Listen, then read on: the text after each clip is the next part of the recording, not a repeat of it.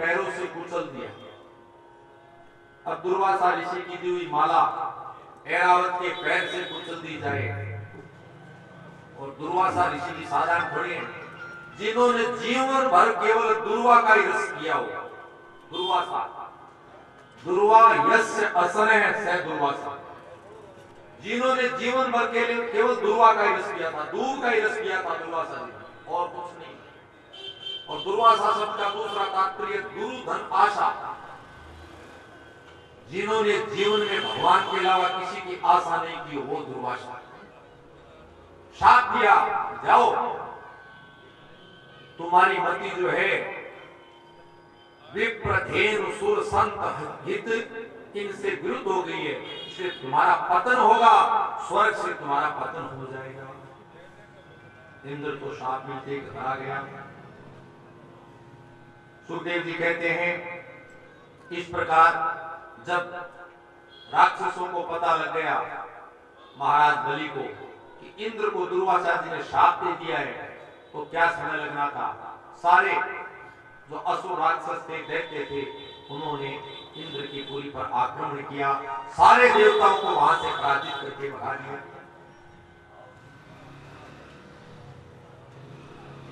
सुखदेव जी कहते हैं भगवान की बनाई हुई सृष्टि में इंद्र का भी सर्वाधिकार नहीं है। इंद्र को भी देवताओं के विधान से, देवताओं के विधान से भी बड़ा विधान है ब्रह्मा जी का विधान। ब्रह्मा जी के विधान से ऊपर है ऋषियों की आज्ञा, और ऋषियों ने शाप दे दिया तो इंद्र को भी पतित होना पड़ा। तो उन्होंने देखा कि एक सरोवर में कमल का फूल खिला हुआ, कमल का फूल खिला हुआ बड़ा इचला रहा था। नारद जी ने कहा कमल के फूल क्यों इठला रहे हो, किस बात का गुमान है तुम्हें, किस बात का अहंकार है तुम्हें। तो कमल के फूल ने क्या बात कही,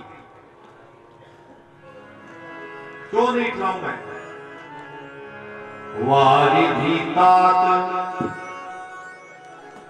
हुए विधि सो सुत, सूरज सोम सहोदर सोई। समुद्र मेरे पिता है, ब्रह्मा जी मेरे पुत्र हैं। कमल की नाल से ब्रह्मा जी उत्पन्न हुए। सूर्य और चंद्रमा मेरे भाई है, वो भी समुद्र से पैदा हुआ। वारिधि तात हुए विधि सो सुत, सूरज सोम सहोदर सोई। मेरी बहन भी कोई साधारण नहीं है। रंभा कमला जिनकी भगिनी, रंभा और लक्ष्मी मेरी बहन है और मेरे बहनों। रंभा कमला जिनकी भगिनी, मघवा मधुसूदन बहनोई। इंद्र और भगवान विष्णु मेरे बहनों ही हैं। वारिधि तात हुए विधि सो सुत, सूरज सोम सहोदर सोई। रंभा कमला जिनकी भगिनी, मघवा मधुसूदन बहनोई। इतनी देर में सूरज ढला, एक आंधी का झोंका आया। अब आंधी का झोंका आते कमल की क्या स्थिति हुई। तुच्छ तुषार भयो परिवार, तुच्छ तुषार दो परिवार। भयो जल बीच सहायन कोई, और सूख रयो जल बीच में पंकज। स्वार्थ में सबका सब कोई। तुच्छ तुषार दो परिवार, भयो जल बीच सहायन कोई। सूख गयो जल बीच में पंकज, स्वार्थ में सबका सब स्वार्थ में है। भाई बहन, माता पिता, माता पिता बंधु सुत नारी स्वार्थ के हैं सब अधिकारी। नारद जी ने कहा भजता क्यों नहीं कृष्ण मुरारी, भज गोविंदम भज गोविंदम गोविंदम भज जगदाधार। तो लक्ष्मी जी भी समुद्र से उत्पन्न हुई, जहां से हलाल झैर प्रकट हुआ वहीं से लक्ष्मी जी प्रकट हुई। रामचरितमानस में जब बालकांड में जानकी जी के विवाह की कथा थी तो गोस्वामी जी ने प्रसंग लिखा है और लिखा कि जानकी जी की तुलना लक्ष्मी जी से कैसी हो सकती है। क्यों? अरे भाई, लक्ष्मी जी का तो भाई जहर है और एक बहन सुरा है, उसके परिवार में तो कमी है, लेकिन जानकी जी के परिवार में कौन सी कमी है? तो जानकी जी को लक्ष्मी जी से श्रेष्ठ होता है बालकांड की विवाह प्रसंग को पढ़ना। समुद्र मंथन के अंदर वैजयंती माला निकली, भगवान ने धारण कर ली, 5 जन ने शंख निकला, भगवान ने धारण किया। उसी समय एक वारुणी उत्पन्न हुई जिसे सुरा कहते हैं, उसको भगवान ने जानबूझकर दैत्य को दिया, बोले इसको तुम रखो। और उसी समय भगवान का 24 अवतारों में धन्वंतरी अवतार हुआ, बोले धन्वंतरी भगवान की जय। हाथ में अमृत का कलश लेके धन्वंतरी भगवान प्रकट हुए। जैसे ही अमृत का कलश निकला, अब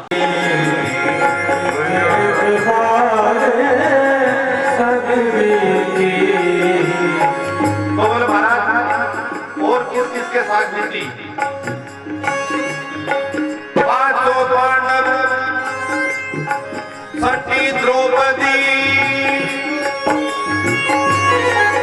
पांचों पांडव, छठी द्रौपदी, पांचों पांडव, छठी द्रौपदी, चीर हरणे उनके संग बीते, चीर हरणे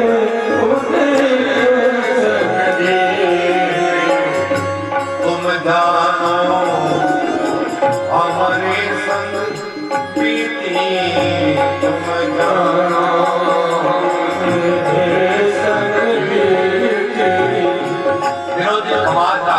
एक भगवान का भक्त, 5 महाबली जिनके पति उस द्रौपदी के चीर हरण को नहीं रोक सके, तो मैं कौन से खेत की मुली हूं? और अरे भगवान ने देखो जब वन को सिधाए राम लखन वन को सिधाए, सीता हरणे उनके संग बीते, सीता हरणे उनके संग बीते, तुम जानो हमारे संग बीते, तुम जानो हमारे संग बीते, एक एक मारे सभी संग बीते, एक एक मारे सभी संग बीते।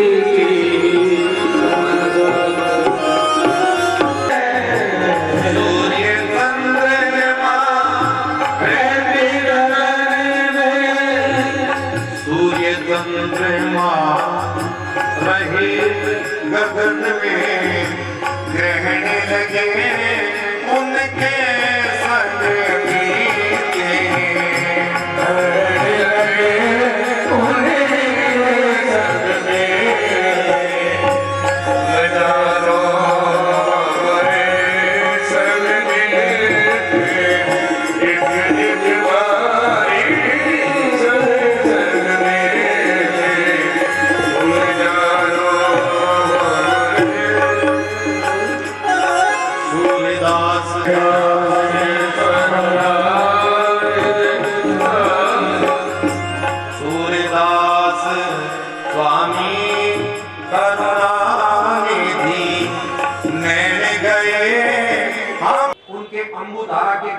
इसी मनवंतर में ऋषभ भगवान का करावतार होगा। 10वें मनु होंगे अपश्लोक के पुत्र ब्रह्म सावर्णी। विश्व श्रेष्ठ की पत्नी विसुची के गर्भ से भगवान विश्वक्सेन के रूप में अंशावतार ग्रहण करेंगे। और शंभु नामक इंद्र से उस समय इंद्र का नाम होगा शंभु। 11वें मनु होंगे धर्म सावर्णी। और उस समय भगवान वैद्यता के गर्भ से धर्म सेतु के रूप में अंशावतार ग्रहण करेंगे। 12वें मनु होंगे रुद्र सावर्णी। उनके देववान उपदेव और देवश्रेष्ठ नाम के पुत्र होंगे। और सत्यसा की पत्नी सुनीता की गर्भ से सुधाम के रूप में भगवान का अंशावतार होगा। 13वें मनु होंगे देव सावर्णी। और देवहोत्र की पत्नी वृत्ति के गर्भ से योगेश्वर के रूप में भगवान का अंशावतार। बोलिए योगेश्वर भगवान की। 14वें मनु होंगे इंद्र सावर्णी। इस समय सत्यायन की पत्नी विताना के गर्भ से बृहद भानु के रूप में भगवान अवतार ग्रहण करेंगे। और ये 14 जो मनु हैं, इनके काल में सप्तऋषि भी अलग अलग होंगे। और प्रत्येक युग में भगवान का अवतार होगा। प्रत्येक युग में इंद्र भी अलग अलग होंगे। सुखदेव जी कहते हैं, हे परीक्षित, एक बार अपने गुरु शुक्राचार्य के बल पर महाराज बलि ने उन्हें स्वर्ग पर राज्य स्थापित किया। देवताओं को परास्त होना पड़ा। उस समय देवगुरु बृहस्पति जी के पास सब इंद्रादि देवता गए, लेकिन बृहस्पति जी ने गुरु जी, बृहस्पति गुरु है देवताओं को, बृहस्पति जी ने कहा थोड़े समय की प्रतीक्षा करो, समय की प्रतीक्षा करो। जब तक बलि अपने गुरु की आज्ञा भंग नहीं करेगा तब तक बलि परास्त नहीं होगा। गुरु की आज्ञा भंग करते ही गुरु के तेज से राजा का तेज अलग होते ही राजा परास्त हो जाएगा। इसलिए गुरुओं का, संतों का, ब्राह्मणों का, भगवान का आशीर्वाद जिसके साथ है, उसी व्यक्ति का जीवन जो है उच्चता की ओर अग्रसर होता है। देव, गुरु, ब्राह्मणों का आशीर्वाद न रहे तो तुरंत पतन। बृहस्पति जी ने कहा, हे देवताओं, समय की प्रतीक्षा करो। और उसी समय सुखदेव जी कहते हैं, हे परीक्षित, कश्यप जी की 2 पत्नी थी, दिति और अदिति। इस समय दिति बहुत खुश थी, कुछ समय अदिति खुश थी, इस समय दिति खुश थी, क्योंकि दिति के पुत्र दैत्यों का भी शासन पास हर पर बलि का। अदिति ने दुखी होकर कश्यप जी से कहा, महाराज, मेरे पुत्रों की रक्षा के लिए कोई एक संतान आप उत्पन्न कीजिए।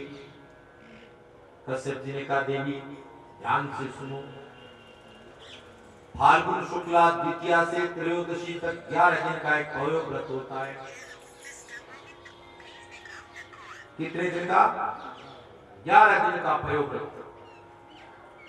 उस पयोग व्रत को तुम करो, भगवान की आराधना करो, भगवान के स्वरूप का चिंतन करो। नमः शिवाय रुद्राय नमः शक्तिधराय सर्व विद्याधिपतये भूतानां पतये।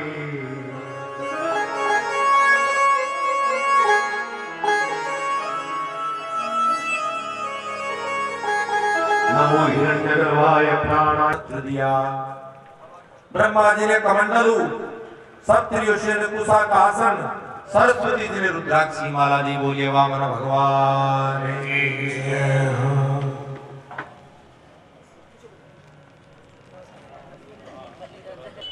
इंद्र ने कहा, महाराज, आप शीघ्र कोई उपाय कीजिए।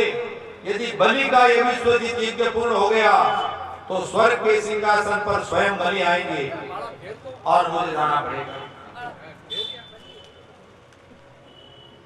बलि महाराज ने जैसे ही वामन भगवान के द्वार पर आए, द्वार करा भगवान भगत भर दे, भगत भर दे।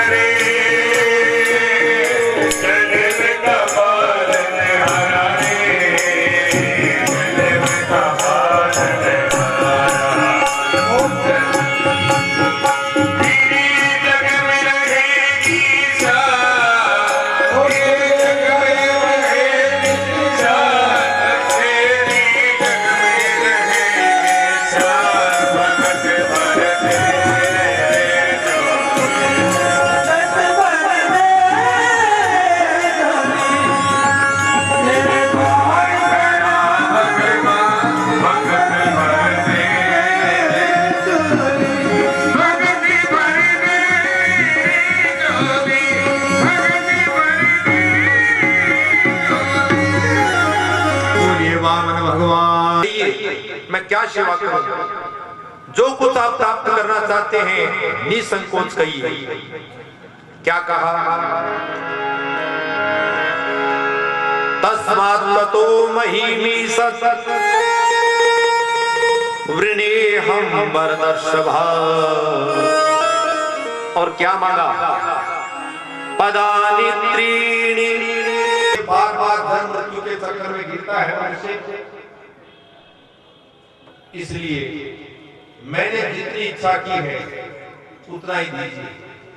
शुक्राचार्य जी महाराज समझ गए।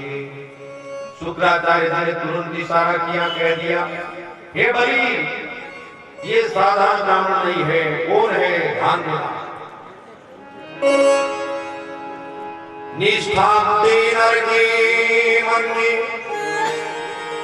यज्ञ प्रदातो प्रतिश्रुतम् प्रतिश्रुतस्य योनिश प्रतिपादयितुम्।